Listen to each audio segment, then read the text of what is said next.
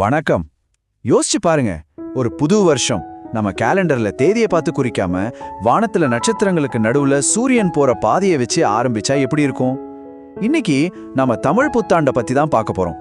இது வெறும் ஒரு கொண்டாட்டம் மட்டும் இல்ல, இது பிரபஞ்சத்தோடவும் நம்மளோட பல்லாயிரம் வருஷ பாரம்பரியத்தோடவும் ரொம்ப ஆழமா பின்னி பிணைஞ்ச ஒரு விஷயம். வாங்க இந்த பயணத்தை ஆரம்பிக்கலாம். ஆமா, இந்த கேள்விதான் இந்த முழு கொண்டாட்டத்தோட அடிநாதமே. பல கலாச்சாரங்கள்ல புத்தாண்டுங்கிறது ஒரு குறிப்பிட்ட தேதியோட நின்னுடும். ஆனா தமிழ் புத்தாண்டு அப்படி இல்ல, அது வானத்துல எழுதப்பட்டிருக்கு. இந்த தனித்துவமான வானியல் அடிப்படையிலான கொண்டாட்டத்தை தான் நம்ம இன்னும் ஆழமா பார்க்க போறோம். தமிழ் புத்தாண்டோட தேதிங்கிறது சும்மா ஏதோ ஒரு நாள்ல தேர்ந்தெடுக்கப்படல.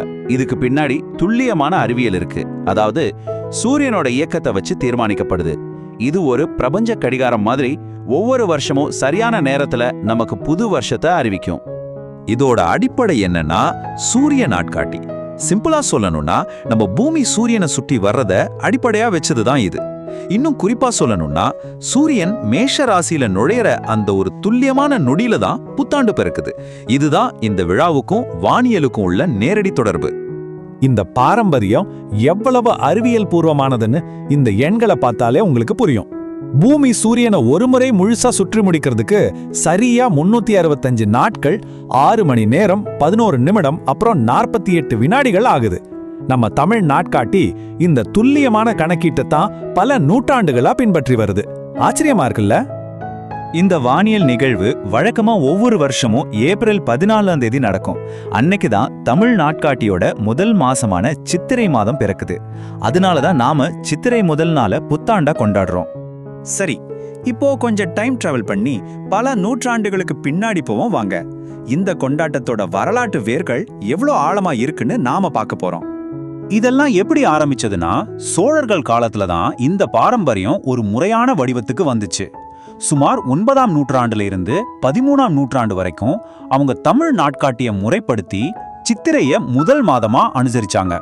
அதுக்கப்புறம் 15ஆம் நூற்றாண்டு இலக்கியங்களான நெடுநல்வாடை, புட்பவிதி மாதிரியான நூல்கள்ல கூட இந்த வழக்கம் இருந்ததற்கான சான்றுகள் இருக்கு.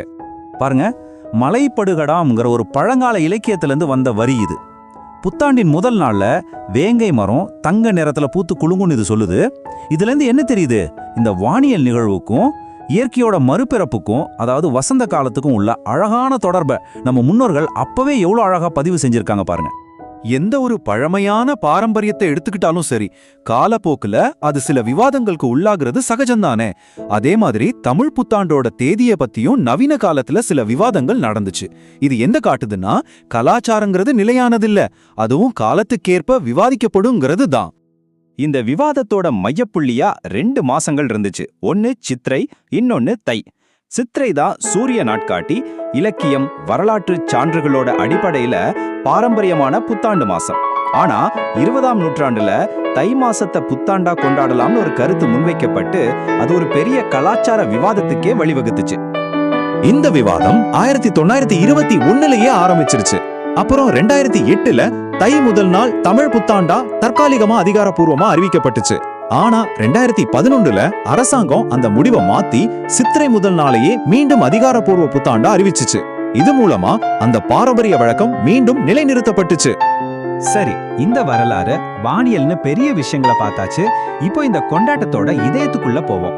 அதாவது நம்ம வீடுகள்ல, குடும்பங்கள்ல இந்த நாள் எப்படி ஒரு உணர்வுபூர்வமான நாளா இருக்குன்னு பார்க்கலாம். புத்தாண்டோட முதல் நாள் ஒரு புத்துணர்ச்சியோட தொடங்கும். வீடுகளை நல்லா சுத்தம் செஞ்சு வாசல்ல அழகான கோலங்கள் போடுவாங்க. குடும்பத்துல எல்லாரும் குளிச்சு முடிச்சு புத்தாடைகளை உடுத்தி ஒரு புதிய தொடக்கத்துக்கு தயாராவாங்க.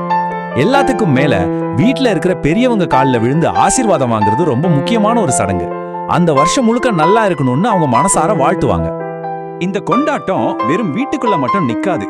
கொண்டாட்டம்னாலே 4 பேரோட சேர்ந்து இருந்தா தானே நல்லா இருக்கும். அதனால வீட்டுல செஞ்ச பலகாரங்களையும் சிறப்பு உணவுகளையும் அக்கம் பக்கத்துல இருக்கிறவங்களுக்கும் நண்பர்களுக்கும் கொடுத்து பகிர்ந்துக்கிறதுல ஒரு தனி சந்தோஷம். இது சமூக பிணைப்பை இன்னும் வலுவாக்கும். இப்போ நம்ம பார்வையை இன்னும் கொஞ்சம் விரிவுபடுத்தலாம். தமிழ் புத்தாண்டுங்கிறது தமிழ்நாட்டுல மட்டும் கொண்டாடப்படுற ஒரு விழா இல்ல. உலகம் முழுவதும் உள்ள தமிழ் சமூகங்கள் இதை எப்படி கொண்டாடுறாங்கன்னு பாப்போம் வாங்க. இந்தியாவிலும் இலங்கையிலும் இது ஒரு முக்கியமான அரசு விடுமுறை நாள். அது மட்டும் இல்லாம மலேசியா, சிங்கப்பூர், அப்புறம் தமிழர்கள் எங்கெல்லாம் வாழ்றாங்களோ அங்கெல்லாம் இது ரொம்ப உற்சாகமா கொண்டாடப்படுது. அதனால இது உண்மையிலேயே ஒரு உலகளாவிய கொண்டாட்டம்னு சொல்லலாம். குறிப்பா இலங்கையில கொண்டாட்டங்கள் இன்னும் களைகட்டும். அங்க நிறைய பாரம்பரிய விளையாட்டுகள் நடக்கும். 2 குழுவா பிரிஞ்சு தேங்காய் உடைக்கிற போர் தேங்காய், வழுக்கு மரம் ஏறுறது, கிளித்தட்டுன்னு பல விளையாட்டுகள் மூலமா மக்கள் ஒண்ணு கூடி ரொம்ப சந்தோஷமா இந்த நாளை கொண்டாடுவாங்க. கடைசியா இந்த ஒரு கேள்வியோட இந்த உரையை முடிச்சுக்கலாம். வானத்துல இருக்கிற நட்சத்திரங்கள்ல ஆரம்பிச்சு வரலாற்று பாதைகளை கடந்து இன்னைக்கு உலகம் முழுவதும் உள்ள தமிழ் இல்லங்களை ஒன்னு சேர்க்கிற இந்த பாரம்பரியம் நம்ம கலாச்சாரத்தோட சக்தியையும் அது எப்படி நம்ம எல்லாரையும் இணைக்குதுங்கிறதையும் பத்தி நம்மள ஆழமா சிந்திக்க வைக்குது இல்லையா?